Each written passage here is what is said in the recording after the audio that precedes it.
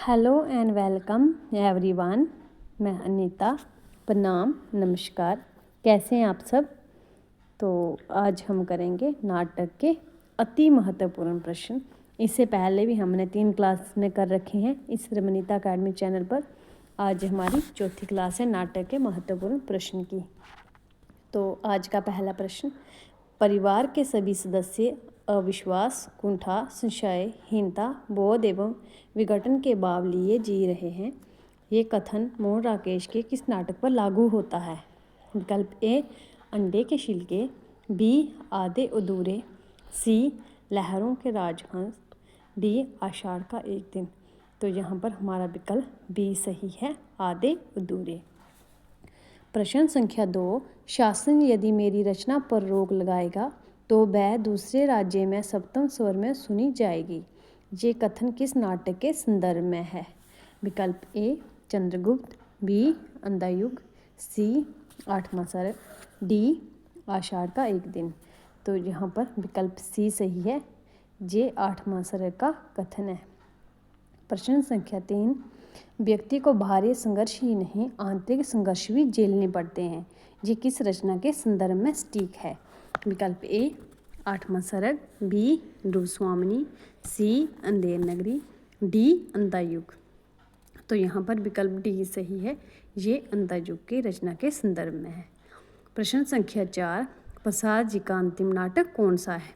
विकल्प ए, विशाखा, बी, चंद्रगुप्त, सी, ध्रुवस्वामिनी, डी, स्कंदगुप्त। तो ये है विकल्प सी, ध्रुवस्वामिनी।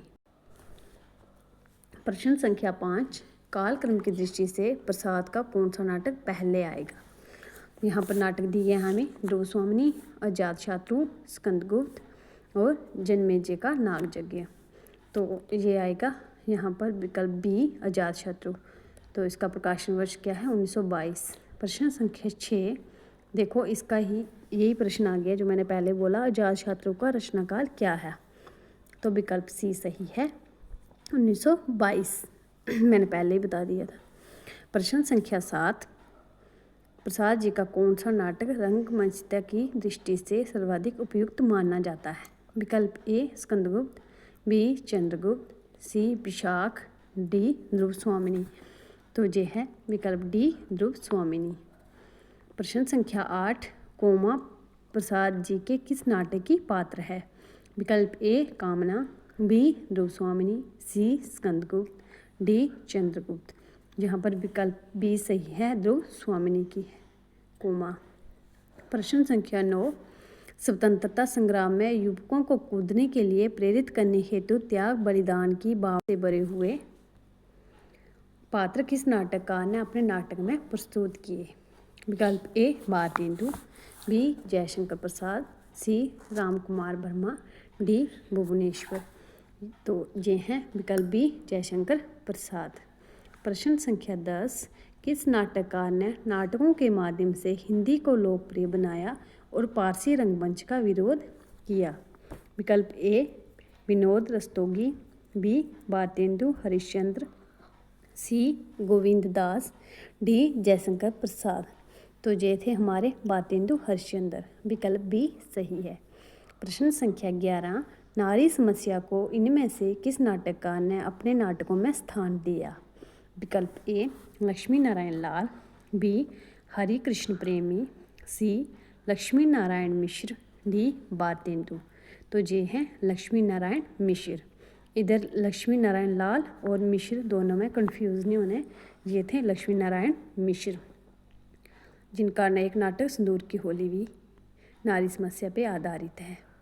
प्रश्न संख्या 12, निम्नलिखित नाटकों को इनके रचना काल की दृष्टि से आरोही क्रम में व्यवस्थित कीजिए। तो नाटक कौन कौन सा है? चंद्रगुप्त है, अंधेर नगरी है, आधे अधूरे है, अंधायुग है। तो सबसे पहले कौन सा आएगा? सबसे पहले आएगा अंधेर नगरी 80 में, फिर चंद्रगुप्त, फिर अंधायुग, फिर आधे अधूरे 69 में अंत में आएगा। विकल्प बी सही हो जाएगा। प्रश्न संख्या 13, प्रसाद के नाटकों को उनके रचना काल के आरोही क्रम में व्यवस्थित कीजिए। यहाँ पर भी प्रसाद के नाटक दिए हैं, ऊपर भी प्रसाद के ही प्रसाद के नहीं थे, ऊपर चंद्रगुप्त था जयशंकर प्रसाद का, और अंधेर नगरी भारतेंदु का, आधे अधूरे मोहन राकेश का, तो अंधायुग धर्मवीर भारती का। तो प्रश्न संख्या 13 में ध्रुव स्वामिनी, स्कंदगुप्त, चंद्रगुप्त, अजातशत्रु, ये चारों नाटक जो हैं जयशंकर प्रसाद के हैं, इनको हमने आरोही क्रम में व्यवस्थित करना है। तो सबसे पहले कौन सा आएगा? सबसे पहले अजातशत्रु 22 में, फिर स्कंदगुप्त, फिर चंद्रगुप्त और अंत में ध्रुव स्वामिनी। विकल्प सी सही है। प्रश्न संख्या 14, जगदीश चंद्र माथुर के नाटकों को उनके आरोही क्रम में व्यवस्थित कीजिए। तो जगदीश चंद्र माथुर के नाटक हमें दिए हैं कोणार्क, शारदिया, दशरथनंदन, पहला राजा। तो सबसे पहले हो जाएगा यहाँ पर शारदिया, फिर कोणार्क, फिर पहला राजा, फिर दशरथनंदन, अंत में विकल्प बी सही हो जाएगा। प्रश्न संख्या 15, भारतेंदु जी ने के नाट्य कृतियों को उनके रचना काल के आरोही क्रम में व्यवस्थित कीजिए। तो भारतेंदु जी की नाट्य कृतियाँ दी हैं हमें, श्री चंद्रावली है, नील देवी है, बात जननी है, वैदिक हिंसा, हिंसना भवती। तो सबसे पहले कौन सा आएगा यहाँ पर? यहाँ पर सबसे पहले आएगा, आगे भी देखते हैं, विकल्प बी बात जननी, श्री चंद्रावली, नील देवी, वैदिक हिंसा, हिंसना भक्ति। यही हमें सी में भी दी है, यही डी में भी नाट्य कृतियाँ हमें भारतेंदु जी की दी हैं।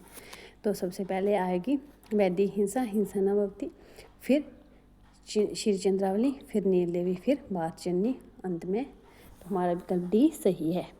प्रश्न संख्या 16, निम्नलिखित नाटकों को उनके रचना काल की दृष्टि से आरोही क्रम में व्यवस्थित कीजिए।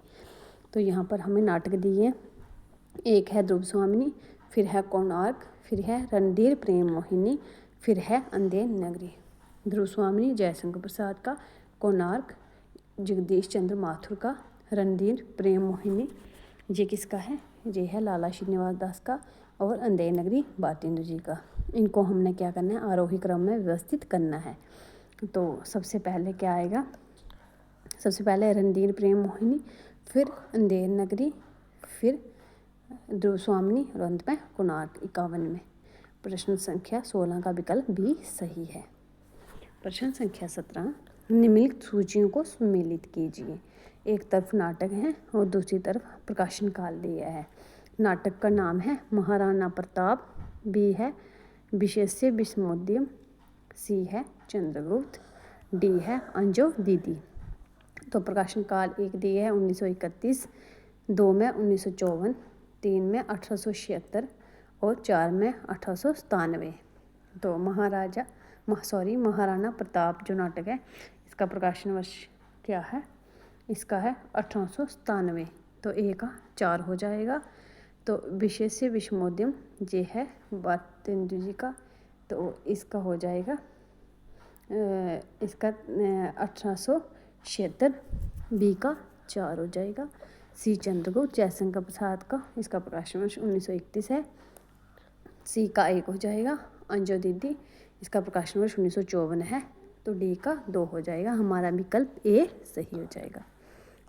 प्रश्न संख्या 18, निम्नलिखित नाटकों को उनके रचना काल के क्रम से आरोही क्रम में व्यवस्थित कीजिए। नाटक दिए हैं अंधायुग, आधे अधूरे, छठा बेटा, स्कंदगुप्त। तो इनका भी हमने क्या बताना है? इनको भी आरोही क्रम में व्यवस्थित करना है। तो यहाँ पर हमारा सबसे पहले कौन सा नाटक आएगा? सबसे पहले स्कंदगुप्त आएगा, फिर छठा बेटा, फिर अंधायुग, फिर आधे अधूरे। तो विकल्प सी सही हो जाएगा। प्रश्न संख्या 19, यहाँ पर हमें कथन दिए और कारण दिया है। तो कथन क्या है? प्रसाद जी ने भारतीय इतिहास की उन घटनाओं को अपने नाटकों के कथानक का आधार बनाया है जो हमारी वर्तमान स्थिति के लिए बहुत हद तक उत्तरदायी है। कारण क्या है?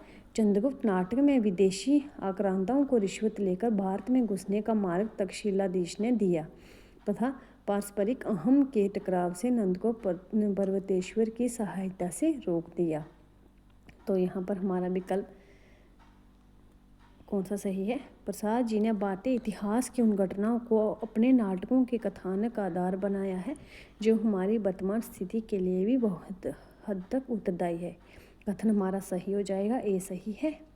अब कारण देखते हैं। चंद्रगुप्त नाटक में विदेशी आक्रांताओं को रिश्वत लेकर भारत में घुसने का मार्ग तक्षशिलाधीश ने दिया तथा पारस्परिक अहम के टकराव ने नंद को पर्वतेश्वर की सहायता से रोक दिया। तो यहाँ पर हमारा आर गलत है, ए सही आर गलत, विकल्प बी सही है।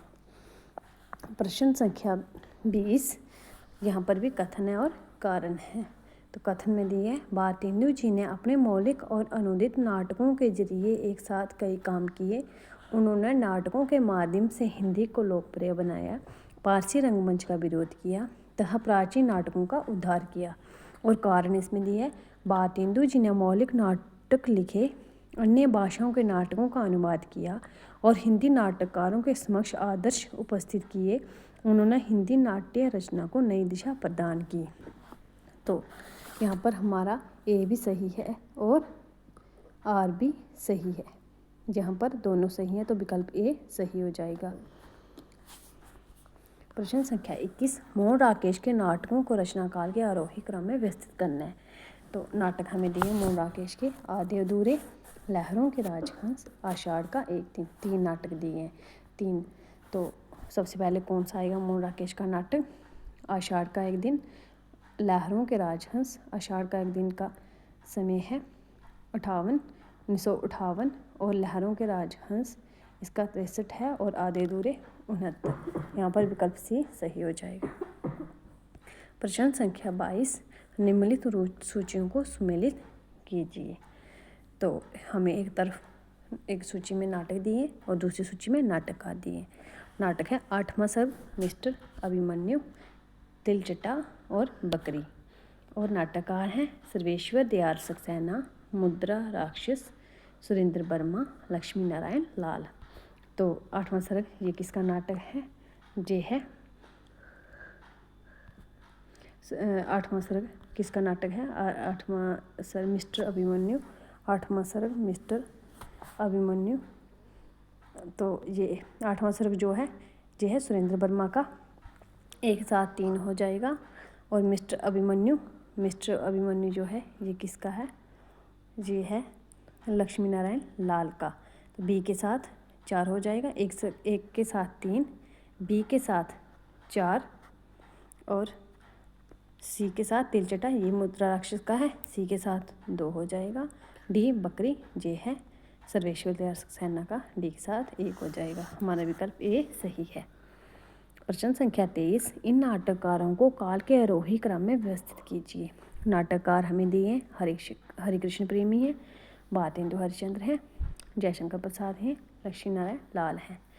तो सबसे पहले कौन आएंगे? भारतेंदु हरिश्चंद्र आएंगे 1850, फिर जयशंकर प्रसाद 1899, फिर हरिकृष्ण प्रेमी आएंगे, फिर लक्ष्मी नारायण लाल।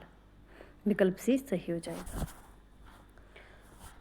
प्रश्न संख्या 24, निम्नलिखित सूचियों को सुमेलित कीजिए। एक सूची में हमें नाटक दिए हैं, दूसरी सूची में नाटककार हैं। तो नाटक है राजमुकुट, बी है नील देवी, सी है सादिया, डी है आषाढ़ का एक दिन। और नाटककार हैं 1 जगदीश चंद्र गुप्त, 2 मोहन राकेश, 3 उदय शंकर भट्ट, 4 गोविंद वल्लभ पंत और 5 भारतेंदु हरिश्चंद्र। तो 24 का राजमुकुट जो नाटक है ये किसका है? ये है गोविंद वल्लभ पंत का, ए के साथ 4 हो जाएगा। नील देवी किसका है? भारतेंदु हरिश्चंद्र का, बी के साथ 5 हो जाएगा। शादिया किसका नाटक है? जगदीश चंद्र माथुर का, सी का 1 हो जाएगा।